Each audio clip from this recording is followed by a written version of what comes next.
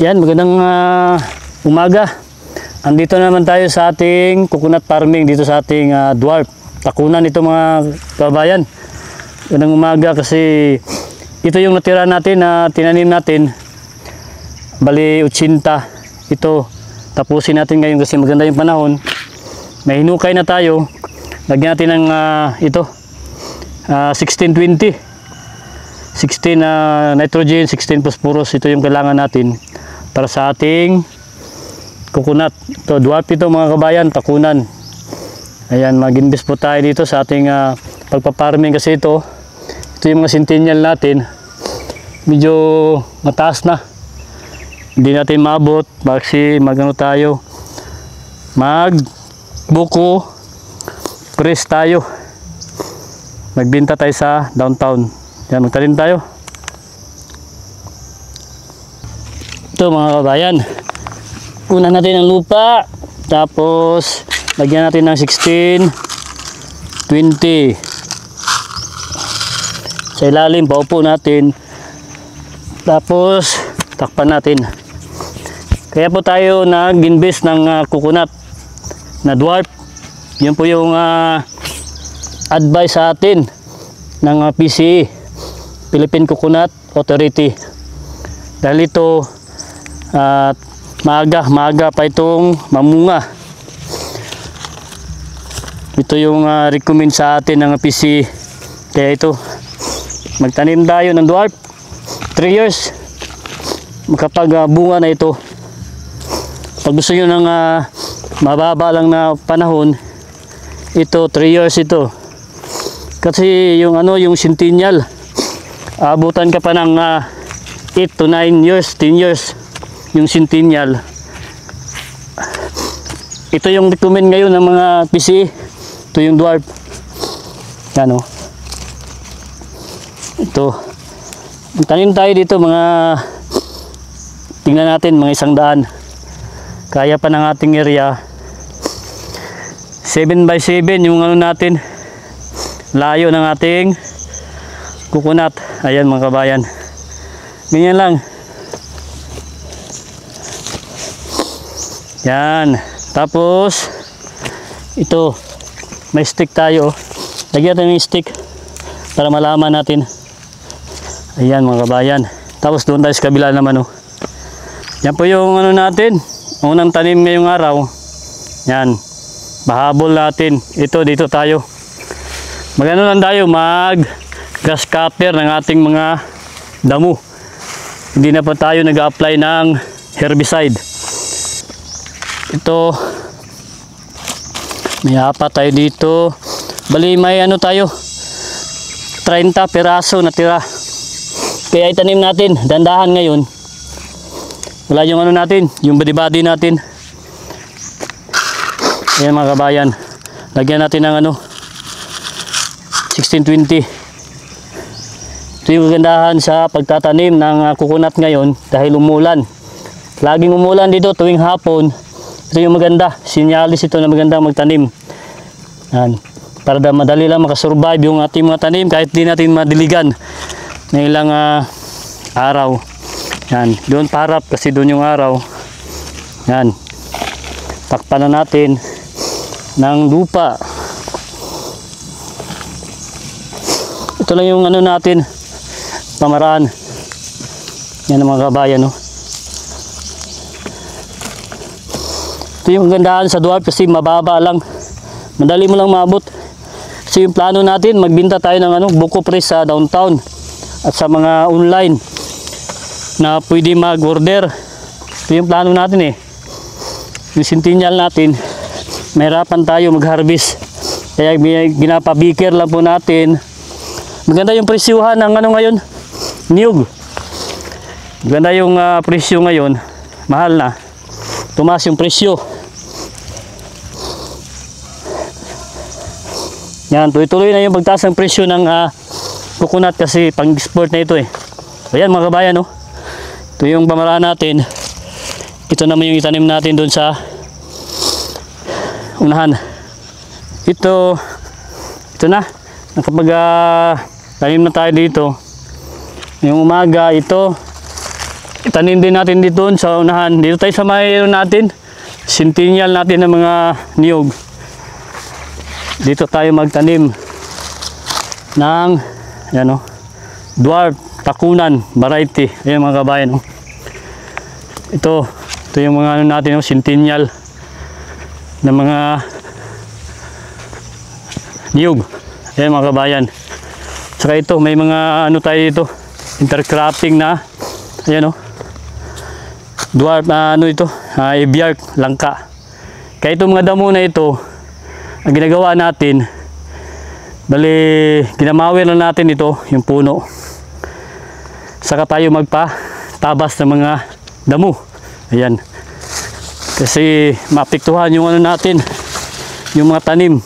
At saka maging acidic yung lupa natin pag palagi tayong, at saka magamit tayo ng mga herbicide. Kaya kung kaya pa natin magmano-mano, kaya ito yung ginagawa natin. Ito mga kabayan, ayan, ito yung mga naitanim natin last week. Ayan, ganda, maganda yung tubo. Ayan, ayan, maganda siya. Dandahan na maglabas yung dahon niya dito sa gitna. Ayan mga kabayan, ito yung kagandahan. Kasi maganda nga yung sinyalis ngayon, tagulan. Kaya ito, namunga na rin ito, itong orange natin na niyog. Kaya ito tayo, ito yung mga tanim natin. Update na po tayo mga kabayan. Ito, yan. Update po tayo sa ating mga tanim na dwarf, takunan. Ito, nagmawir lang tayo sa kanyang paligid. Yan. Ito yung mga tanim natin. Yan, naglabas na yung dahon nyo. Ganda kasi mulan. Ayan. Mawir lang po natin yung mga gitna. Pag may hindi magulan mamaya, magpalipad tayo ng drone. Ito mga kabayan, Ayan. Ganda ng ating mga tanim. Ito, nagmawir na tayo ito. Yan, mga dwarf natin. Yung mga kabayan, ito. Yan. Lapit na maglabas yung niya, dahon. Ito, dito yung natin kardabahan. Kaya, pull out na natin yung mga kardaba natin. Dahil lang business na rin tayo pag-harvest ng ating kardaba. Kasi pag dito mga saging natin, mahirapan makapasok yung araw pag may mga saging tayo. Kasi dito tayo dito nagkukunat tayo dito. Farming tayo dito sa ating area dito. Ito yung mga centennial kasi natin mataas na, hindi tayo makakuha ng butong o buko. Kasi may mga order sa atin, hindi natin maabot yung centennial, hindi natin kaya sa akyatin. Yung mga kabayan, Kaya dito tayo sa ating area ngayon. Ito, yung mga stick na yan, yun po yung mga natin, mga kukunat. Yan mga kabayan. 7x7 yung natin, meters. Yan. Ang advice din ng sa atin, PCE. At saka itong binilahan natin ng dwarf coconut kay Puntaliano dyan sa may Mintal. Bagosyero. Yan mga kabayan, Ayan, yung mga tanim natin. Ayan mga kabayan. May dahon na, May silabasan ng mga dahon. Pinagat tayo ng lampinig. Okay lang. Sa mukha pa. Kaya medyo masakit pero tuloy pa rin yung pagtatanim natin. Ito mga kabayan, mawir natin ito sa gitna. Kasi ito, may takunan tayo na dwarf. Ayan, dito nakapag-mawir na tayo dito. Umulan kasi yung last week, yung pagtanim natin dito. Nagkuha tayo ng badi-badi, 2. Kaya lang wala silang oras ngayon kasi may mga trabaho sila. Gi-hire lang natin sila para madali yung pagtanim natin dito. Kaya ngayon wala sila, tayo na lang. Dandahan natin kasi may natira pa tayo ng mga niyog na dapat itanim natin dito sa may kardabahan po natin. Yung mga kabayan, yung mga itanim natin dito, may mga stick kasi para matandaan natin, madali lang magmawir natin. Yan, ito, naglabas na. Ayan, may dyan, magmawir lang tayo mga kabayan. Yung mga stick na itanim natin. Ayan, kasi dito tayo sa ating dwarf kardabahan. Pull out na natin. Kaya ito. Ayan mga kabayan, oh. Ganda natin yung mga tanim. At saka maganda yung tempo ng pagtatanim natin ngayon. Yan. Ito pa. Yan, oh. Ayan mga kabayan, magmawir lang tayo dyan. Ayan, mamaya hapon magmawir tayo. At saka ito, yung kagandahan kayo, namunga na yung langka natin. Ito yung langka natin mga kabayan, oh. Pero native lang ito. Pero maraming bunga sa taas. Ayan, oh. Ito yung unang bunga. Ito yung female. Female ito kasi dito, may ano sa palatandaan dito. Ayan ang palatandaan ng female. Ito yung male. Ito lalaki ito. Kaya hinayaan lang ito, mabulok lang ito siya. Yan. Ayan mga kabayan, oh. Yan, gandahan ng bunga yung mga langka natin. Ayan, oh. Langka, daming bunga sa taas. Ayan, oh. Ayan mga kabayan, tignan sa taas, ha. Ang daming bunga. Ayan, langka ito. Konsumo ito natin. Ayan, native ito mga kabayan. Hindi ito siya pangplanta. Pwede rin ito pangbinta sa palengke. Pero yung pangplanta natin, yung Eviarch langka. Yung kagandahan lang, ito, namunga. Yung ano natin, native. Ayan, oh. So, mababa lang, oh. Ayan mga kabayan. Namunga yung native natin na langka. Ayun sa taas, oh. Ito yung kagandahan. Daming bunga. Ayan, oh. Yan, bunga ito mga kabayan, oh. Yan. Yan, kinagat tayo ng ano, lampinig sa mukha. Medyo namaga pa. Pero okay lang. Tuloy pa rin yung pagtatanim natin. Yan, may mabunga yung langka natin, oh. Ito yung kagandahan. Dami kasi, marami itong mamunga. Ito, native lang ito, pero grabing bunga. First itong bunga mga kabayan, oh. Ayan. May ibang bunga talaga. Ayan, oh. Ayan. Yung native na langka natin. Dito sa ating kardabahan. Banda. Ayan, maraming bunga sa taas. Pero hindi tayo nagkardaba. Nagtanim na tayo dito ng mga takunan. Yan yung mga tinanim natin. Oh. Takunan dwarf na niyog. Yan mga kabayan. Oh. Yun po yung ano natin. Ito, magmawir lang tayo dito sa gitna niya. Sa paligid niya. Ito yung naitanim natin, yung last week. Ayan, oh. Takunan po ito, mga variety. Ayan. Ayan mga kabayan. Ganda. Ganda ng dahon. Kaya medyo namaga yung ano natin, mata. Dito sa ilong kasi kinagat tayo ng lampinig. Yan, di natin na inasahan. Aksidente natin na tabas yung kahoy.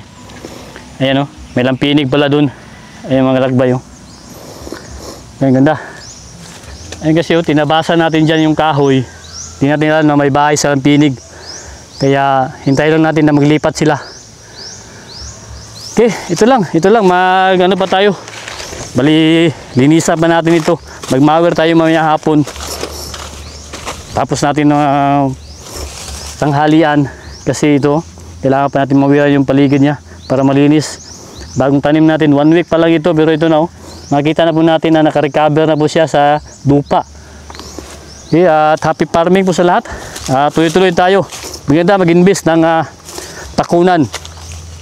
Coconut farming. Maganda mag-invest sa farming mga kabayan. Ito itanim pa natin ito. Okay, at magandang magandang umaga sa inyo lahat. At happy farming po tayo. Update na po tayo sa ating mga tanim. At maraming salamat din kay Mrs. sa kanyang suporta dito sa ating pagpaparming. Kaya ito, tuloy-tuloy tayo sa pagtatanim.